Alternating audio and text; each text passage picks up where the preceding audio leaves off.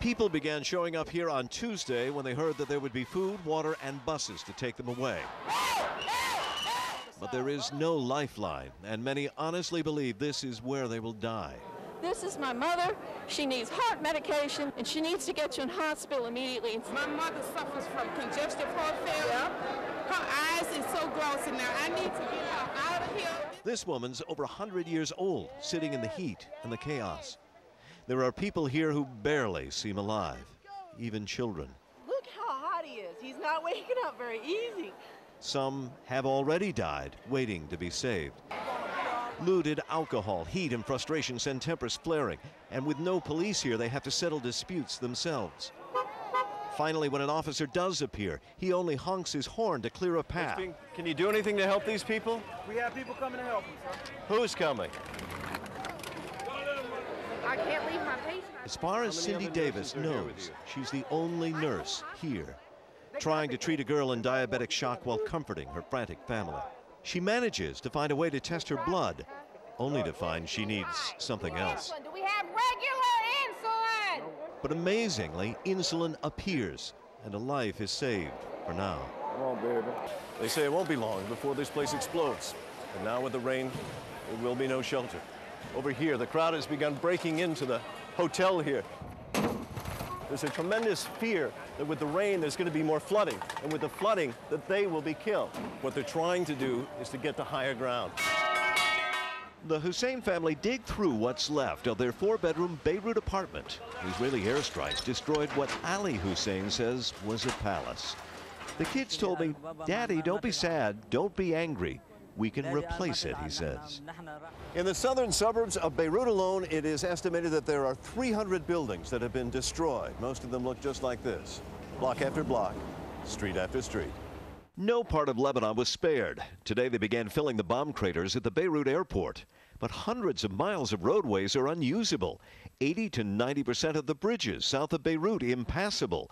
And up to 30% of the infrastructure in the south wiped out. All of that confusion and chaos came to a head on Sunday, September 4th on the Danziger Bridge. What you're about to see is how police responding to an emergency call reacted with deadly and tragic consequences. It began around 9 in the morning when police rushed to the scene after reports of gunfire and 2 officers down under the Danziger Bridge. This video, taken by NBC News from the nearby interstate, shows the bridge and several people pushing a shopping cart. Then a truck pulling up, police jumping out, and gunfire. Lots of it.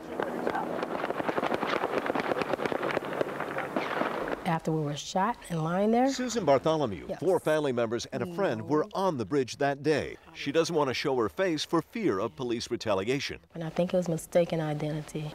Bartholomew says the first sign of trouble was when police shot them. No warning? No warning. Someone identifying themselves as a police officer. Not at all. Up here at the DMZ, it's just another tense night. 53 years after the Korean War, Charlie's still coming over the wire. That's North Korea right there. Patrols have seen new signs of North Korean infiltration. They're the enemy, so you know, you gotta treat them like the enemy. Gunfire in the DMZ is rare. Here, eyes are weapons and glances are shot. For hours sometimes, they glare, scowl, and posture in a tense standoff. No words are spoken, no move by accident. If a North Korean officer comes forward, a U.S. officer positions to meet him.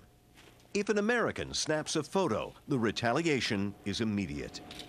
But both sides agree he got the border wrong, missed it by a mile. That never seemed to matter much till now. Well, obviously, it's water. It's all about water. Like many in the volunteer state, the mayor of Chattanooga can't believe Georgia's serious. Shifting the line would upset thousands and thousands of people. Whole neighborhoods would relocate overnight. If I wanted to live in Georgia, I would have bought a house there to begin with.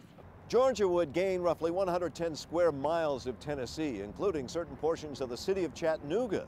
In fact, this Tennessee Visitor Center would have to come up with some new signs, something like this. Tennessee says it will fight any border change. I would offer to sell this over a game of college football, but that would be unfair to the citizens of Georgia. They're the ones responding with jokes about football games and yodeling contests. I mean, I ask you, who's the one being ridiculous? It's not easy sending a loved one off to war. Goodbye. Ask Mary Adams. She's done it thousands of times. Goodbye. God bless you. Call your girlfriend. She's got an awesome personality. She's always smiling. You got a family at home? Call your family. Just handing out stuff, making soldiers smile. Be sure and call your mom. Mary says she's not really sure how many troops she's said goodbye to over the years, but the Army thinks they know about 56,000. After so many, maybe it's no surprise goodbye is not her favorite thing to say. What is something Mary hopes to one day repeat over and over. Welcome home. You see, asking the Queen to remove her tiara is a bit like asking this Welsh guard to remove that bearskin helmet. It simply isn't done, is it? Do you think the Queen was justified? I think she was very justified because everything would have been agreed beforehand, what she was going to wear, the shots that were going to happen. Last month, 2 Leibovitz photos of the Queen appeared in Vanity Fair, one with tiara and one without. Martin Savidge, NBC News, London. Along a ribbon of road in southwest North Dakota, the fish are bigger, the pheasants taller, the grasshoppers so large a man can climb on them. The kids are spotting them from a mile or so back. Better put a little more cables on that one. Gary Greff has almost single-handedly made these giant scrap metal sculptures. In normal sculpture, I felt no one's going to stop for normal, but they will stop for the world's largest. They dot the so-called Enchanted Highway for the 32 miles from Interstate 94 to the town of Regent, population 200. The cafe's closed at the present time. In 1988, Gary Greff left his job as a high school principal and moved back here to Regent, the town he grew up in, and quickly realized there was a problem. Nobody was coming here. The town he loved was dying. Family farms were failing and people were leaving.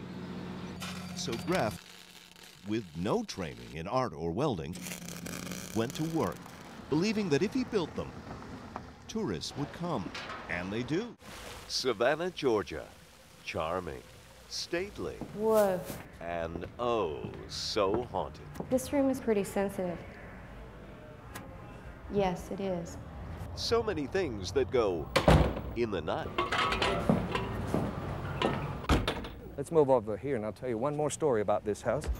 No less than 25 companies make a living telling tourists of the dead. Folks here say that Savannah, especially old Savannah, is so haunted that if a home or a business doesn't have a ghost, well, that's weird. At the birthplace of the founder of the U.S. Girl Scouts, some say another female presence haunts. Sarah Stites Gordon oversaw the mansion from the middle 1800s until her death. Now employees say when the house is empty, they hear her footsteps on the stairs or Sarah calling their name. A few have even seen Sarah. She stood there and she actually started reaching out like this. 200 years ago, this was a real pirate's house. They drank in the saloon and are said to have dragged unfortunate souls through this tunnel to their waiting ships. Like wind going by you? Harold Bryant is a chef in the kitchen. Working alone one morning, he got the scare of his life. I saw the thing, head looking at me through the door, and I said, what the? Harold can still clearly draw the vision that sauntered past without saying a word. Some things you can't explain. 8 miles out of town lies the hauntingly beautiful Bonaventure Cemetery, where generations of Savannahans rest in peace. Before there was a cemetery here, there was a grand home, the family known for the fabulous parties. And it was during one such party, and on one such night, that a fire broke out. The family knew the house couldn't be saved. Instead, the guests moved the festivities outside and toasted as the flames consumed the home. One of the guests is supposed to have said, "May the joy of this occasion never end." Now it is said on dark fall nights. It sounds like a big party going on. The party that never ended. A fittingly final tale from the city of Savannah, where the ghosts of the dead apparently still love to live. For Today, Martin Savidge, NBC News, Savannah.